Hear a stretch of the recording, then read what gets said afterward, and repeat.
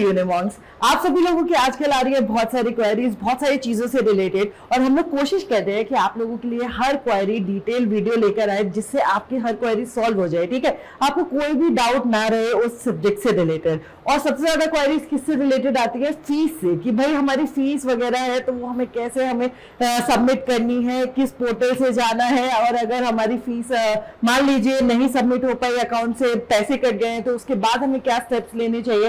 तो यही सब चीजें आज की वीडियो में हम लोग देखेंगे कि about what are the steps you have to take in this section. Fee के रिगार्डिंग सेक्शन हमें क्या डिटेल इंफॉर्मेशन दे रखी है ड्यू की तरफ से, जो आप स्टेप्स अपने एडमिशन प्रोसीजर में अप्लाई कर सकते हैं। तो चलिए देखते हैं रेमिटेंस ऑफ द फी।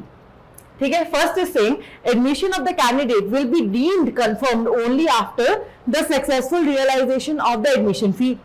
ये हमने पहले भी बात कर रखी है बहुत बारी कि एडमिशन फी जब तक आपका सबमिट नहीं हो जाता है तब तक आप लोग अपना एडमिशन कंफर्म नहीं मान सकते हैं। ठीक है, तो आपको ये ध्यान रखना है कि आपका एडमिशन फी कंफर्म्ड उधर तक जाना चाहिए, आपके पास रिसिप्ट होनी चाहिए प्रॉपर, तभी आपको ये एडमिशन कंफर्म माना जाएगा।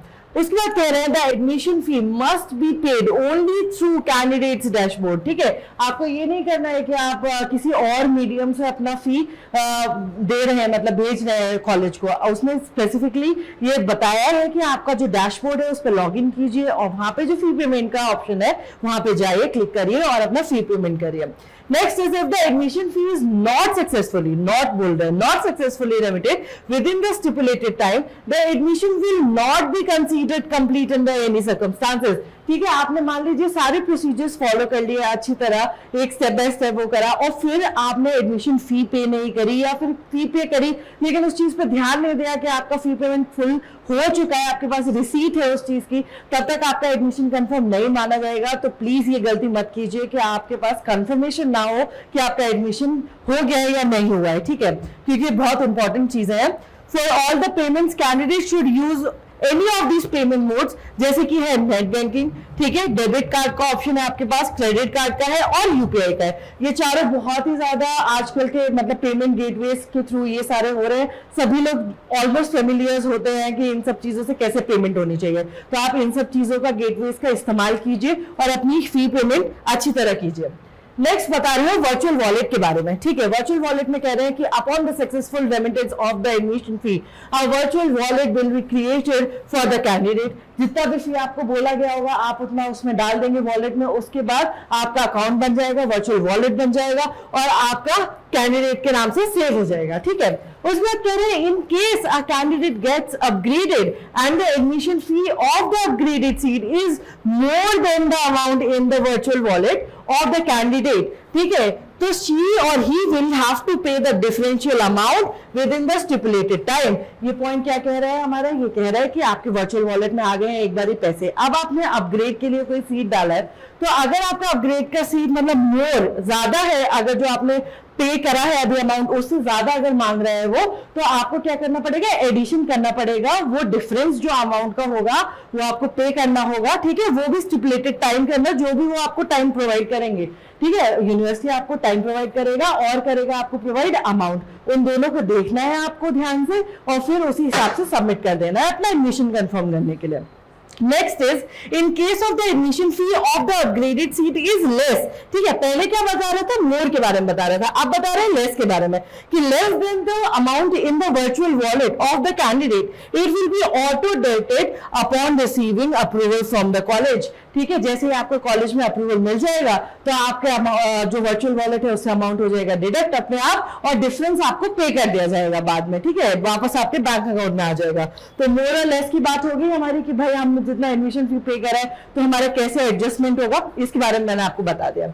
उसके बाद है upon successful payment of the admission fee the candidate must keep a record of the transaction details for future references. ये हम लोग बहुत गलती करते हैं कि पूरा पेमेंट वगैरह हो गया और हमारे पास कोई ट्रांजैक्शन आईडी नहीं है, कोई कुछ प्रूफ नहीं है उस चीज का, तो उसके बाद प्रॉब्लम आती है क्योंकि हो सकता है आगे चल के आपको ट्रांजैक्शन आईडी बतानी पड़ेगा, आप ही को कुछ प्रॉब्लम आ जाए। तो ये जरूरी है कि आपके पास एक ऑफिशियल चीज हो दिखाने के लिए कि जी हाँ हमने इस डेट को इस टाइम पे इस यूनिवर्सिटी को, इस कॉलेज के लिए फी पेमेंट किया था, और ये रहा आपका पूरा डिटेल, ठीक है। तो उससे रिलेटेड आपके पास एक रिकॉर्ड रहना चाहिए। तो ये भी आप लोगों को बता रहे हैं वो कि प्लीज अपने पास एक रिकॉर्ड रखिए, ठीक है। ये जरूरी होता है हमारे ऑफिशियल डॉक्यूमेंटेशन के लिए, जब तक हमारा प्रोसेस कंप्लीट नहीं हो जाता है, ठीक है। उसके बाद बता रहे हैं पेमेंट फेलियर्स के बारे में। पेमेंट फेलियर्स के बारे में बच्चों को बहुत कंफ्यूजन रहता है कि पेमेंट फेलियर हो जाता है तो उसके बाद हम क्या स्टेप्स ले सकते हैं, ठीक है। तो देखते हैं कि इसमें क्या बताया।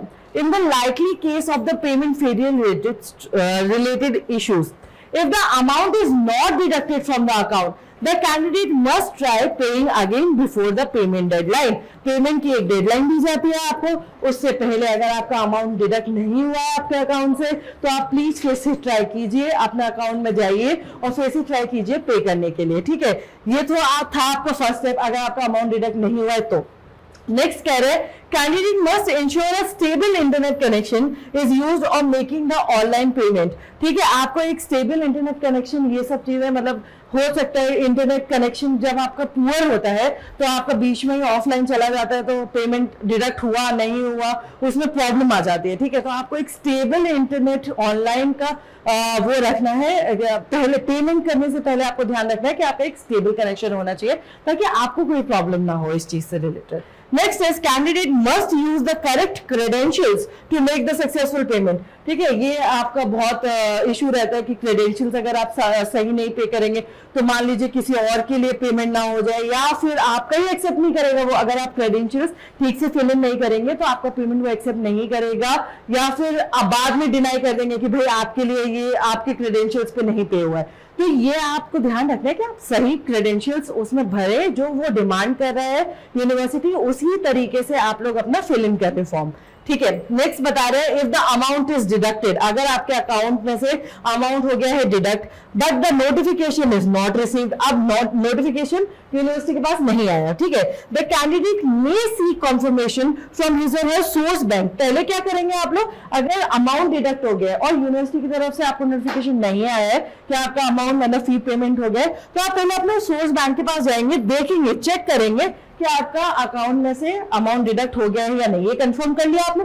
उसके बाद बोल रहे हैं if a successful transaction is confirmed from the source bank, अगर आपने सोर्स बैंक से कंफर्म कर लिया कि आपका ट्रांजैक्शन डिडक्ट हो गया and the payment failure continues to be reflected on the dashboard, अगर आपके डैशबोर्ड पर अभी भी यूनिवर्सिटी की तरफ से ये दिखा रहा है कि भाई हमारी तरफ तो कोई भी पेमेंट रिसीव नहीं हुआ है, ठीक है, और आपके फोन में दिखा रहा है कि आपका अमाउंट डिडक्ट हो गया, फिर बता रहे हैं in that case the candidate may contact the ICI easy payment gateway helpline between, क्या बता रहे हैं, 9:30 AM to 5:30 PM, उनके जो ऑफिस आवर्स है उसके बीच में आप लोगों ने अप्रोच कर सकते हैं Monday to Saturday except second and fourth Saturdays. ये भी आपको बताया गया है कि कब कब आपका नहीं वो लोग एक्सेप्ट करेंगे क्वेरी, ठीक है। तो ये आपको नंबर्स प्रोवाइड करेगा, ये मैंने हाईलाइट कर दिया है, यहाँ पे लिख दिया, आप इनका स्क्रीनशॉट ले लीजिए अगर चाहिए तो। और है आपके लिए एक और सुविधा जो कि है ईमेल एड्रेस की, ठीक है। तो ये सब लोग, ये दोनों बहुत ही चीजें इंपॉर्टेंट है। अगर आप इस तकलीफ से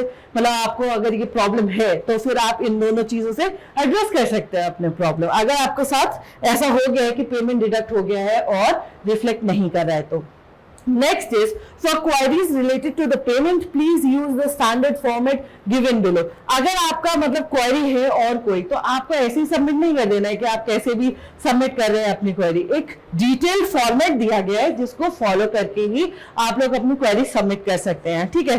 फर्स्ट क्या है, कैंडिडेट्स नेम, जो भी आपका नाम है, एग्जाम्पल के लिए मैंने एक्सेस लिख दिया लेकिन आप अपना नाम भरिए, उसमें एक्सेस नहीं भरना है आपको, ठीक है, अपना नाम भरना है प्रॉपर, ठीक है। उसके बाद है डेट ऑफ ट्रांजैक्शन, जैसे कि हमने आपको बताया था कि पहले सोर्स आपको मतलब अपने पास कुछ रिकॉर्ड रखना है, ठीक है, तो ट्रांजैक्शन आईडी उसी में होती है, तो डेट ऑफ ट्रांजैक्शन आपको डेट और मंथ और ईयर इसके मैनर में आपको फिल इन करना है। नेक्स्ट इज ट्रांजैक्शन नंबर और आईडी, जो भी आपका मेंशन कर रखा होगा उसमें आईडी आप भरिए। Then is course apply to, example जो भी है आपका इसमें दे रखा है बी ऑनर्स हिंदी में कर रहा है कोई, तो फिर मान लीजिए उसने भरा है तो वो अपने कोर्स के लिए अप्लाई करेंगे, कोर्स की डिटेल देंगे। देन ईमेल आईडी रजिस्टर्ड जो भी है आपकी वो देंगे, कैंडिडेट जो आपने अपनी रजिस्टर करी है ईमेल आईडी, मोबाइल नंबर देंगे, एंटर्ड इन द यूओडी एप्लीकेशन, ठीक है, registered email ID of the candidate, ठीक है, जो आपने अपनी ईमेल आईडी भरी है वो आप इसमें एंटर करेंगे, एंड नेचर ऑफ क्वेरी, फिर आप बताएंगे कि आपकी क्वेरी का क्या नेचर है, अपनी एड्रेस करेंगे प्रॉब्लम, ताकि यूनिवर्सिटी उसका सोल्यूशन निकाल सके। ये प्रॉपर है फॉर्मेट, ठीक है, यही फॉलो करते हुए आपको अपने क्वेरी रेज करनी है, ऐसे ही नहीं करनी है वरना वो एक्सेप्ट नहीं होगी आपकी क्वेरी, ठीक है। Next is candidates must complete the fee payment process well before the deadline to avoid any last minute haste। ये हम लोग हर बारी में जब भी आपका एप्लीकेशन फॉर्म हो, फी पेमेंट हो, एडमिशन वो सबमिट के लिए बटन दबाना है, फ्रीज के लिए करना है, अपग्रेड के लिए करना है, कोई भी चीज हो, आप लोगों को विद इन जो टाइमलाइन स्टिपुलेटेड टाइमलाइन होता है, डेट दिया होता है, टाइम दिया होता है, उसके अंदर ही करना है। और वही चीज प्रिंसिपल यहाँ पे भी अप्लाई हो रहा है कि आप लोगों को डेडलाइन से पहले अपना सारा क्यूरेट करके रखना है और हेस्ट में नहीं जाना है फिर लास्ट मिनट, क्योंकि बहुत ज्यादा हैंग हो जाती है साइट। तो ये सब चीजों का ध्यान रखिए प्लीज। फी पेमेंट का आपकी सारी क्वेरीज मेरे को लगता है कि हो गई होंगी सॉल्व, तो और अगर नहीं हुई है तो आप वीडियो दोबारा देखिए, और कोई क्वेरी है तो मुझे बताइए कि कमेंट्स में हम लोग आप क्या पूछना चाहते हैं, तो हम वो भी सॉल्व करने की कोशिश करेंगे, ठीक है। और ऐसे ही अमेजिंग वीडियोस के लिए please subscribe to universe. Thank you.